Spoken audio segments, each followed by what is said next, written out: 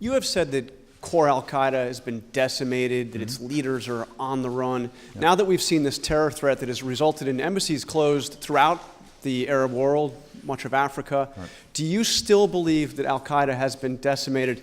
And if I can ask in the interest of transparency, can you tell us about these drone strikes that we've seen over the last couple of weeks in Yemen?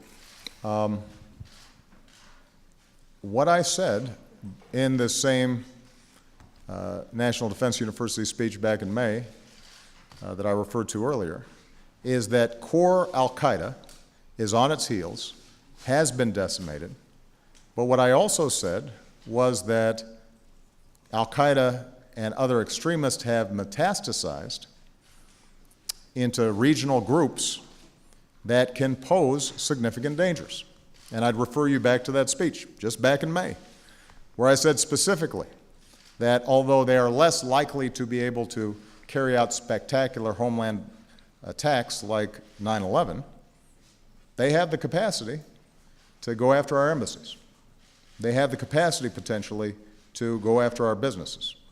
They have the capacity to be destabilizing and disruptive in countries where the security apparatus is weak. And that's exactly what we are seeing right now.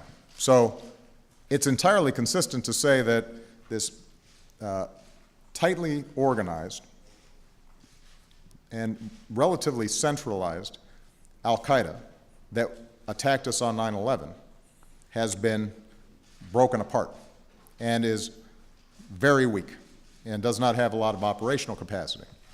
And to say we still have these regional organizations like AQAP that can pose a threat, that can drive potentially a truck bomb into an embassy wall and can kill some people.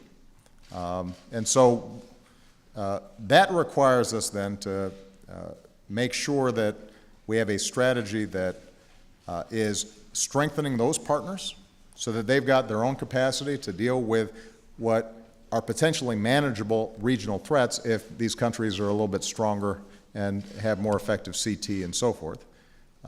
It means that we've got to continue to be vigilant and go after known terrorists who are potentially carrying out plots or are going to strengthen their capacity over time, because they're always testing the boundaries of, well, maybe we can try this, maybe we can do that. But this is an ongoing process. We are not going to completely eliminate terrorism.